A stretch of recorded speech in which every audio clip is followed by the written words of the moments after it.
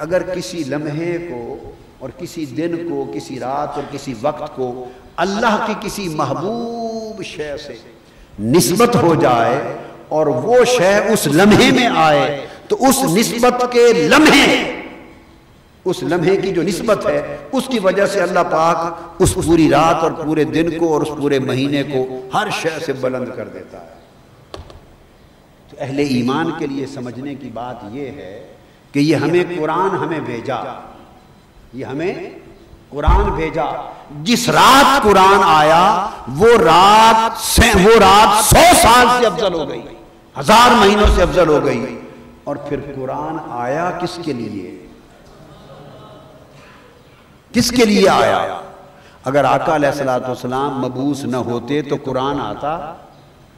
بولیے، آقا علیہ السلام زمین پہ تشریف نہ لاتے تو رمضان آتا؟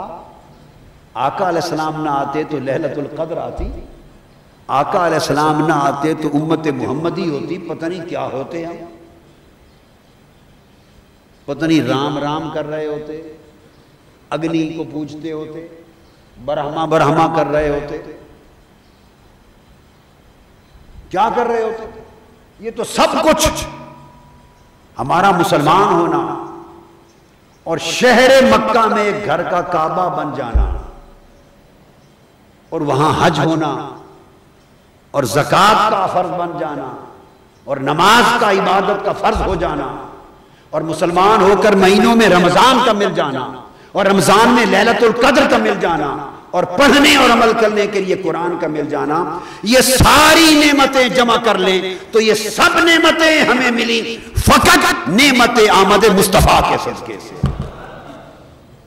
نعمت آمد مصطفیٰ صلی اللہ علیہ وسلم کے صدقے سے سب کچھ حضور کے توسل سے ملا، حضور کے تصدق سے ملا، حضور کے توسط سے ملا۔ تو سب نعمتیں جس نعمت کے ذریعے سے ملی تو اندازہ کر لیں وہ رات اور وہ مہینہ جس میں وہ صاحب قرآن زمین پر آیا کہ جس کے آنے سے پھر قرآن بھی اترتا گیا اور رمضان بھی آتا گیا اور اسلام بھی آتا گیا۔ تو جس رات اور جس مہینے میں وہ ہستی آئی جس کی خاطر رب کائنات نے ساری کائنات کو بنایا ہے، 1,24,000 انبیاء کو بھیجا ہے، بزم خلق سجائی ہے، جس کی خاطر ڈوبے سورج کو پلٹا دیا ہے، جس کی خاطر نظام شمس و قمر بدل دیے ہیں، اور جس کی خاطر دوزخ و جنت کا نظام بنایا ہے، جس کی خاطر شفاعت بنائی ہے، جس کی خاطر تخت پر ایک کرسی دائیں جانب رکھی جائے گی اور مقام محمود پر جس کو بٹھایا جائے گا، اور جس کی خاطر سب حساب و کتاب کے بعد وہ ہستی جس کے لیے کہے گی اس کو بغیر حساب کے معاف کر دیا جائے گا۔ اس کی محبتوں کا یہ عالم،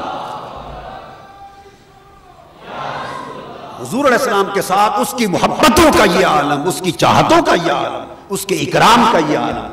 تو جس رات اور مہینے میں وہ ذات پاک آئی، اندازہ کر سکتے ہیں اس مہینے کی فضا، آب و ہوا، اس میں اس کی رحمتیں، اس کی برکتیں، اس کی نعمتیں، اس کی خوشیاں، اس کی عطائیں، اس کی رضائیں کس حال میں ہوں، کس حال میں ہوگی؟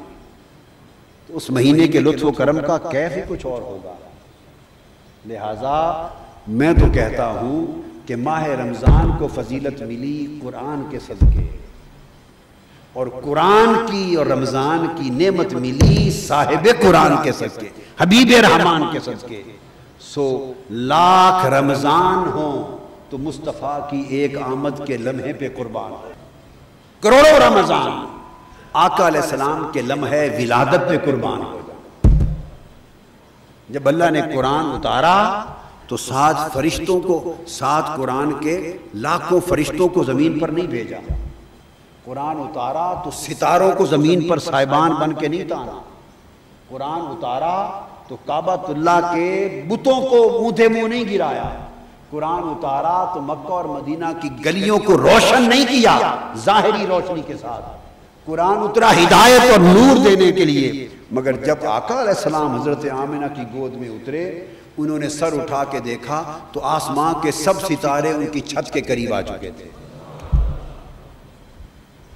حوریں ادھر آ گئی تھی، سرائیاں لے کر حضرت عبداللہ اور آمنہ کے گھر حوریں جنت کا مشروب لے کے پلانے کے لیے پھر رہی تھی.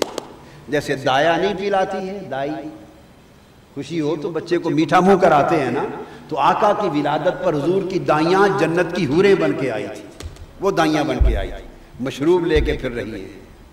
ستارے نیچے آ گئے ہیں، شیطان بھاگ گئے ہیں، اونتے منہ رو رہے ہیں. اور کچھ مکہ کے قریش کعبہ کا طواف کر رہے تھے، اچانک انہوں نے دیکھا کہ بت اونتے منہ گر پڑے. وہ دوڑتے ہوئے باہر آئے کہ بت گر پڑے ہیں، کیا ہو گیا ہے؟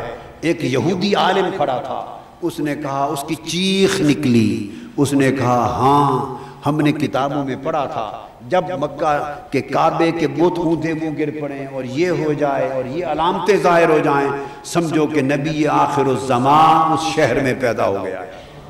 تو آج نبی آخر الزمان آ گئے. تو انہیں کہا تلاش کرو. دوڑ پڑے، تلاش کرتے رہے تو پتہ چلا قریشیوں کے گھر میں ایک بیٹا ہوا ہے. پھر قریشیوں کا کون سا گھر؟ دوڑے تو پتہ چلا عبد المطلب کے مرحوم بیٹے عبداللہ کے گھر حضرت آمنہ کی گود میں آئے ہیں آقا. تو وہ لمحہ جس مہینے میں ہوگا، اس مہینے میں رحمتوں اور برکتوں کا عالم کیا ہوگا. لہٰذا میری بات ختم ہوئی اس پیغام پر کہ 11 مہینے آپ فرزانہ بن کے گزارتے ہیں. کیا بولیے نا، فرزانہ کہتے ہیں عقل مند. 11 مہینے عقل مند فرزانہ بن کے گزارتے ہیں. یہ مہینہ حضور کی ولادت کی خوشی میں دیوانہ بن کے گزارے، دیوانہ بن کے گزارے. تو اس مہینے کو آپ وقف کر دیں، نظر کر دیں، حضور کی آمد اور ولادت کی خوشیوں میں، جشنوں میں خرچ کریں، خرچ کریں. حضور کی ولادت کی خوشی میں اللہ پورا سال اس خرچ کا بڑا بابرکت اجر دے گا. حضور کے میلاد پر کیا ہوا خرچ جائے گا نہیں، کچھ لائے گا.